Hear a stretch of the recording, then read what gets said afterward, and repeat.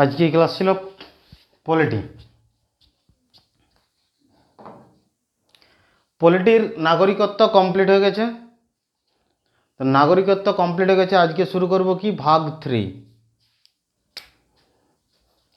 ভারতীয় সংবিধান পলিটির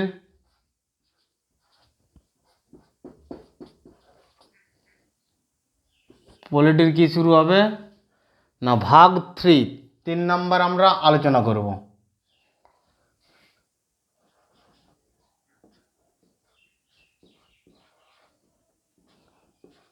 পলিটির ভাগ 3, পলিটির ভাগ 3তে আমাদের আলোচনা করা হয়েছে কত না 12 থেকে 35 পর্যন্ত।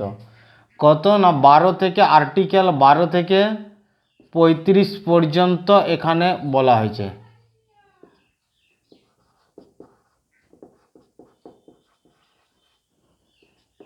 আর্টিকেল 12 থেকে 35 পর্যন্ত।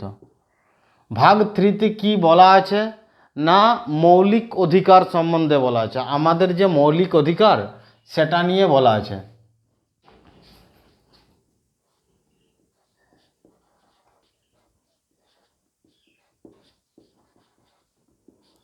মৌলিক অধিকার,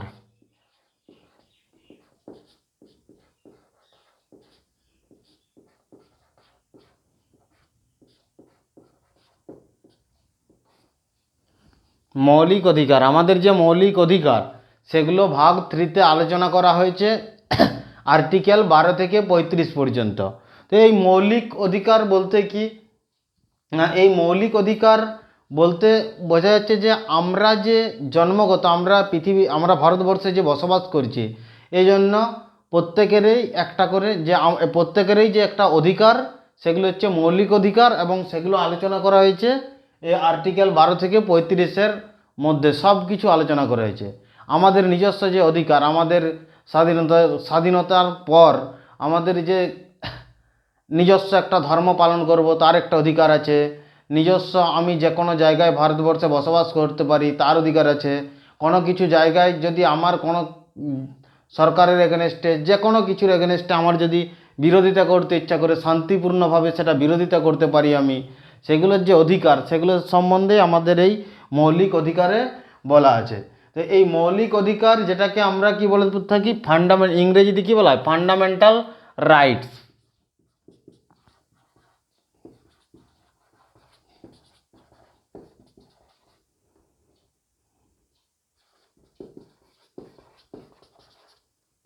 ফান্ডামেন্টাল রাইটস। তো এই ফান্ডামেন্টাল রাইটস মৌলিক অধিকার আজকে আমরা আলোচনা করব।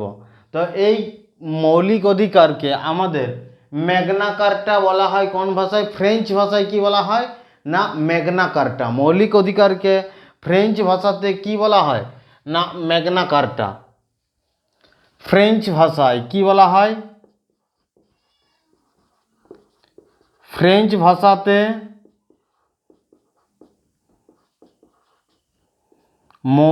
একে কি বলে? ফ্রেঞ্চ ভাষাতে একে ম্যাগনা কার্টা বলা হয়।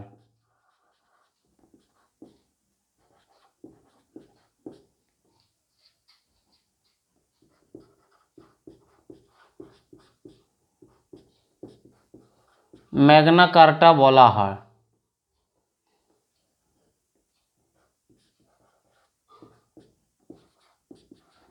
ফ্রেঞ্চ ভাষাতে একে ম্যাগনা কার্টা বলা হয়। ফ্রেঞ্চ ভাষাতে একে কি বলা হয়? ম্যাগনা কার্টা বলা হয়।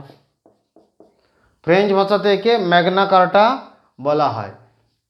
ফ্রেঞ্চ ভাষাতে একে কি বলা হয়? ম্যাগনা কার্টা বলা হয়। ফ্রেঞ্চ ভাষাতে একে ম্যাগনা কার্টা বলা হয়।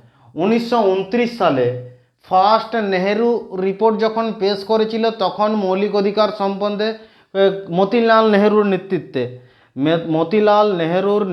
1929 সালে প্রথম সেখানে কি না এটার ধারণা প্রথম দেওয়া হয়েছিল কি যে আমাদের ভারতের যতজন জনগণ আছে প্রত্যেকেরই একটা মৌলিক অধিকারের প্রয়োজন। সেটা সম্বন্ধে সেখানে বলা ছিল 1929 সালের নেহেরু রিপোর্ট যখন পেশ হয়েছিল। তারপর 1931 সালের কংগ্রেসের করাচি অধিবেশনে সেটার দাবি করা হয়েছিল। কখন না 1931 সালের কংগ্রেসের করাচি অধিবেশনে সেটা মৌলিক অধিকার প্রথম দাবি করা হয়। কখন না 1931 সালের কংগ্রেসের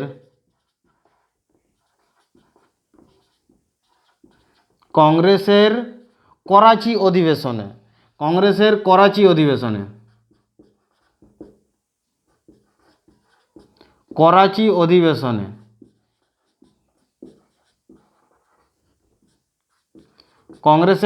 অধিবেশনে কত 1931 সালের কংগ্রেসের করাচি অধিবেশনে মৌলিক অধিকার দাবি করা হয়। কার নেতৃত্বে? না সর্দার বল্লভভাই প্যাটেলের নেতৃত্বে। সর্দার বল্লভভাই প্যাটেলের নেতৃত্বে।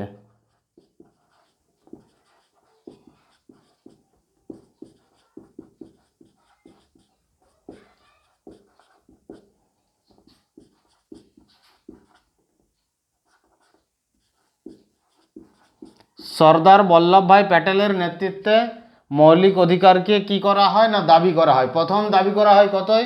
না 1931 সালের কংগ্রেসের করাচি অধিবেশনে সর্দার বল্লভভাই প্যাটেলের নেতৃত্বে মৌলিক অধিকারকে দাবি করা হয়। এগুলো নোটস করে না, খুবই ইম্পর্টেন্ট জিনিস, পরীক্ষায় কোশ্চেনে আসে। কংগ্রেসের 1931 সালের করাচি অধিবেশনে সর্দার বল্লভভাই প্যাটেলের নেতৃত্বে দাবি করা হয়। এই যে আমাদের এই এই মৌলিক অধিকার ফান্ডামেন্টাল রাইট, এটা নেওয়া হয়েছিল কোন দেশের থেকে নেওয়া হয়েছিল? না ইউনাইটেড স্টেট অফ আমেরিকা থেকে নেওয়া হয়েছিল। এই মৌলিক অধিকার যে কোথা থেকে নেওয়া হয়েছিল? USA, United state of America থেকে নেওয়া হয়েছিল। কোথা থেকে নেওয়া হয়েছিল? ইউনাইটেড স্টেট অফ আমেরিকা থেকে নেওয়া হয়েছিল। ওর সংবিধান থেকে কপি করা হয়েছিল। কোথা থেকে? না ইউনাইটেড স্টেট অফ আমেরিকা। এটা আমরা পাবো কিভাবে? না জন্মগতভাবে। জন্ম থেকেই আমাদের মৌলিক অধিকার, ভারতবর্ষে আমাদের যারাই জন্মগ্রহণ করবে তাদের এই মৌলিক অধিকার মানে তারা পেয়ে যাবে। জন্মগত, এটা কি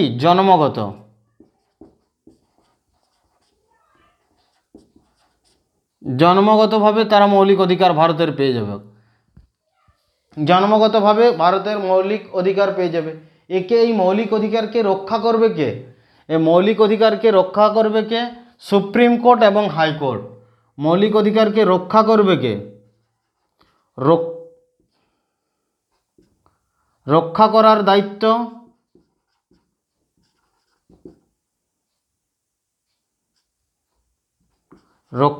দায়িত্ব কার? না সুপ্রিম কোর্ট আর হাইকোর্ট।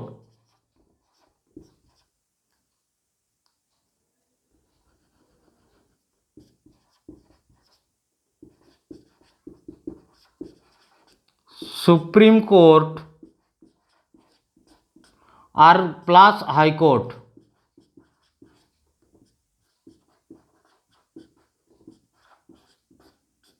এই মৌলিক অধিকারকে রক্ষা করবে কে? Supreme court plus high court. মৌলিক অধিকারকে রক্ষা করবে কে? Supreme court plus high court. মৌলিক অধিকারকে রক্ষা করবে সুপ্রিম কোর্ট আর হাইকোর্ট। সুপ্রিম কোর্ট আর হাইকোর্ট মিলে রক্ষা করবে। মৌলিক অধিকারকে রক্ষা করার দায়িত্ব কার? সুপ্রিম কোর্ট আর হাইকোর্টের।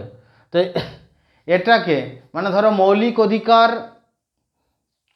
যখন মৌলিক অধিকারকে টেম্পোরারি কেড়ে নেওয়ার ক্ষমতা কার আছে? টেম্পোরারি স্টে করার ক্ষমতা কার আছে? টেম্পোরারি রদ করে দেওয়ার ক্ষমতা কার আছে? টেম্পোরারি সেটাকে উইথড্র করে দেওয়ার মানে রদ করে দেওয়ার মৌলিক অধিকার কারুর চলবে না, সেটা করার ক্ষমতা কার আছে? না সেটা হচ্ছে রাষ্ট্রপতির।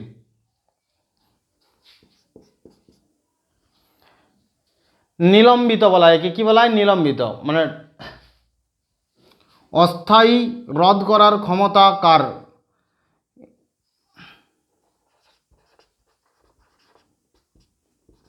অস্থায়ী রদ করার ক্ষমতা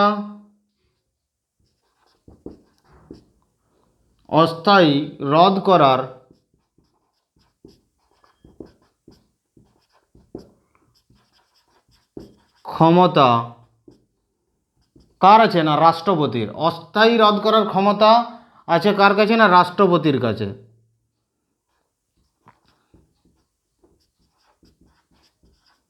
রাষ্ট্রপতি। অস্থায়ী রদ করার ক্ষমতা কার আছে? না রাষ্ট্রপতির আছে। অস্থায়ী রদ করার ক্ষমতা কার আছে? না রাষ্ট্রপতির আছে। এই মৌলিক অধিকারকে অস্থায়ী রদ করার ক্ষমতা কার আছে? রাষ্ট্রপতির। পার্মানেন্ট রদ করার ক্ষমতা কার আছে? কমপ্লিট, মানে মৌলিক অধিকারকে ভারতীয় সংবিধান থেকে কমপ্লিট, মানে পুরো স্টে লাগিয়ে দেওয়া, মানে সম্পূর্ণভাবে সেটাকে বন্ধ করে দেওয়ার ক্ষমতা কার আছে? যে মৌলিক অধিকার পারবে না ভারতের জনগণ কারো ক্ষেত্রে, তখন সেই ক্ষেত্রে কার আছে? না সংসদের। সেটা সংসদ সেটাকে পারে। পার্মানেন্ট রদ করার ক্ষমতা কার হাতে থাকবে? পার্মানেন্ট।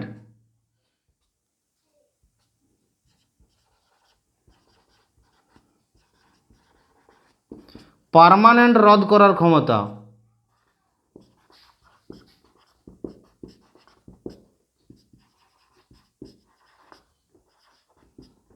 সংসদ। পার্মানেন্ট রদ করার ক্ষমতা কার হাতে আছে? সংসদের হাতে আছে। পার্মানেন্ট রদ করার ক্ষমতা কার হাতে আছে? না সংসদের আছে।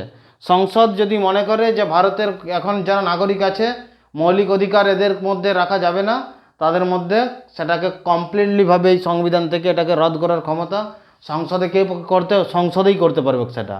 আর রাষ্ট্রপতি হয়তো 6 মাসের জন্য কোনো একটা জায়গায়, এখানে ধরো প্রচুর ভায়োলেন্স চলছে, সেই জায়গায় 6 মাসের জন্য সে মৌলিক অধিকার রদ করে দিচ্ছে। যেমন লকডাউন পিরিয়ডে মৌলিক অধিকার রদ করা হয়েছিল কিছুদিনের জন্য, সেটা টেম্পোরারি। কে করেছিল? রাষ্ট্রপতি। আর পার্মানেন্ট একবারে মৌলিক অধিকার হাঁটিয়ে দেবে কে? না সংসদ সেটাকে পারবে। সংসদ।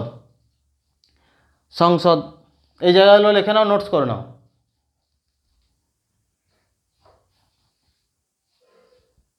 হয়ে গেছে?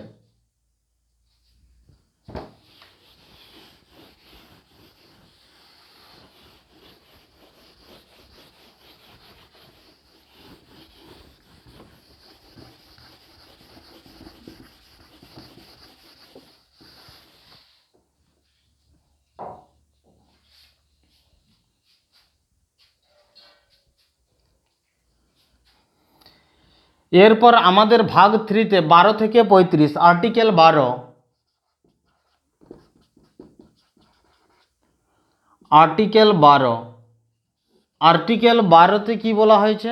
না আর্টিকেল 12তে বলা হয়েছে আমাদের পরিভাষা দেওয়া হয়েছে। আর্টিকেল 12তে কি বলা হয়েছে? না পরিভাষা দেওয়া হয়েছে।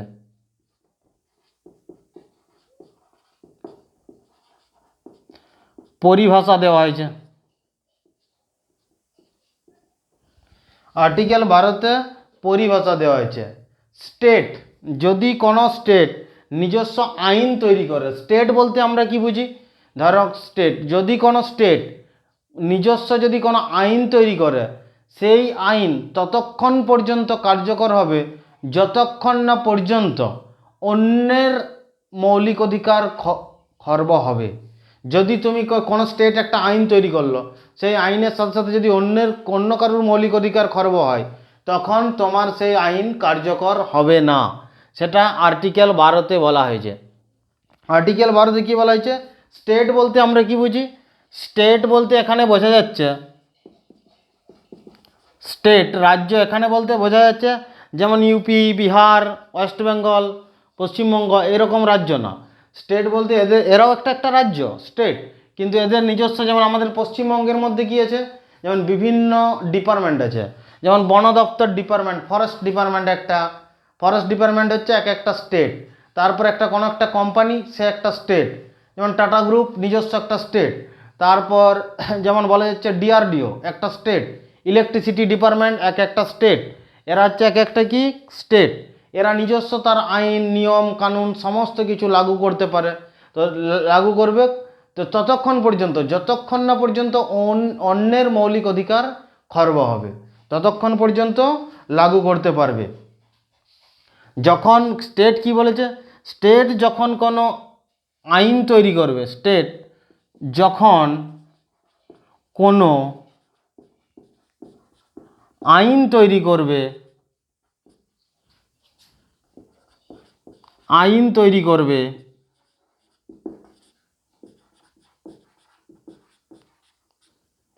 তখন অন্যের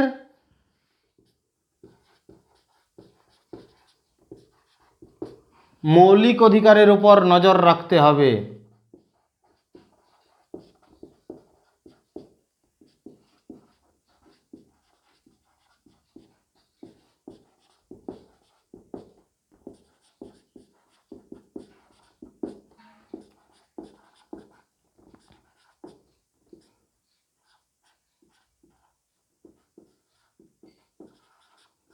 অন্যের মৌলিক অধিকারের উপর নজর রাখতে হবে।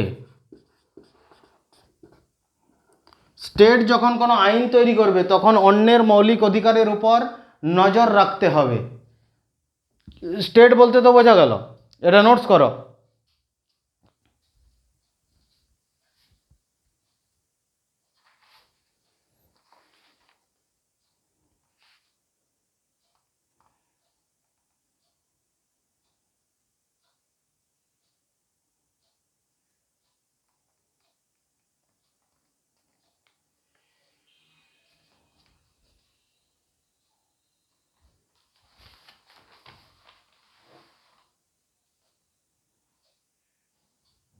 লেখা হয়ে গেছে?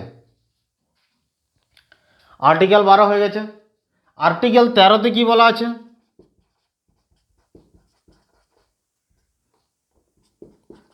আর্টিকেল 13, আর্টিকেল 13তে আলফিকরণ, যে মৌলিক অধিকার আমার আছে মানে আমি সেটাকে মিসইউজ করব সেটা চলবে না, আলপিকরণ।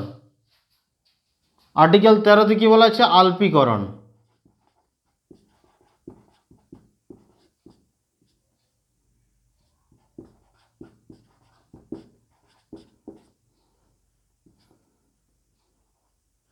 মৌলিক অধিকার বলতে তুমি যেটা ইচ্ছা তাই করবে সেটা পারবে না। যেমন আলপীকরণ বলতে কি, তোমার মৌলিক অধিকার বিরোধ করা, তো বিরোধ করা তুমি ততক্ষণ পর্যন্ত বিরোধ করতে পারবে যতক্ষণ না পর্যন্ত অন্যের কোনো ব্যাঘাত ঘটছে, আর যদি ব্যাঘাত ঘটে তোমার মৌলিক অধিকার তখনই তোমার খর্ব শেষ, সেটা তোমার মৌলিক অধিকার আর থাকছে না সেই জায়গায়।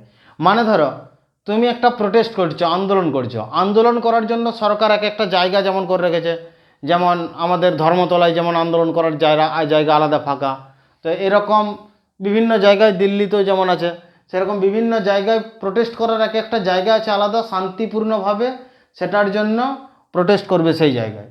কিন্তু তুমি যে রোড জ্যাম করে দিলে, সেখানে টায়ার জ্বালিয়ে আগুন জ্বালিয়ে দিলে, তখন সেই ক্ষেত্রে কি, তখন তোমার সেটা মৌলিক অধিকার থাকছে না। তো রোড জ্যাম করে অন্যের ব্যাঘাত ঘটছে, তারও তো মৌলিক অধিকার ফ্রিলি রাস্তায় চলাচল করার, তুমি অন্যের মৌলিক অধিকার খর্ব করছো, মানে কি সেটাকে তখন তোমার এই আলপীকরণের মাধ্যমে তোমার মৌলিক অধিকারকে রিডিউস করা যাবে। আলপীকরণের মাধ্যমে তখন তোমার মৌলিক অধিকার রিডিউস করা যাবে। আলপীকরণ বলতে বোঝা গেল তো?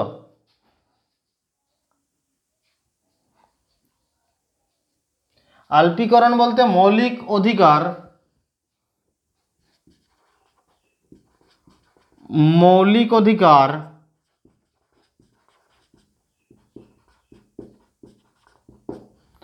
ততক্ষণ পর্যন্ত তোমার কার্যকর হবে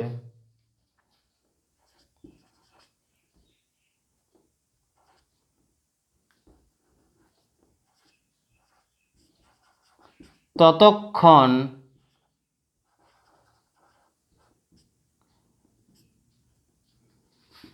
পর্যন্ত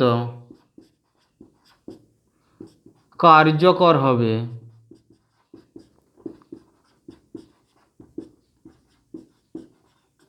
যতক্ষণ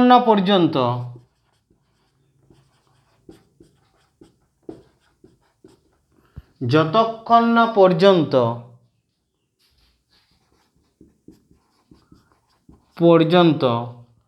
অন্যের মৌলিক অধিকার খর্ব হচ্ছে, অন্যের মৌলিক অধিকার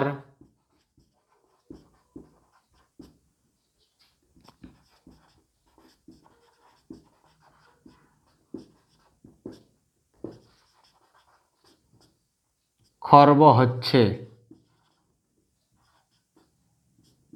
যদি অন্যের মৌলিক অধিকার খর্ব হয় তখন তোমার সেই মৌলিক অধিকার তোমার কার্যকর আর হবে না, তোমার মৌলিক অধিকার কার্যকর হবে না। যেমন ফরেস্ট ডিপার্টমেন্টের একটা সংস্থা, এখানে স্টেট বলতে কি একটা স্বতন্ত্র সংস্থা। স্টেট বলতে কি বোঝা যায়? স্বতন্ত্র, স্বতন্ত্র সংস্থা।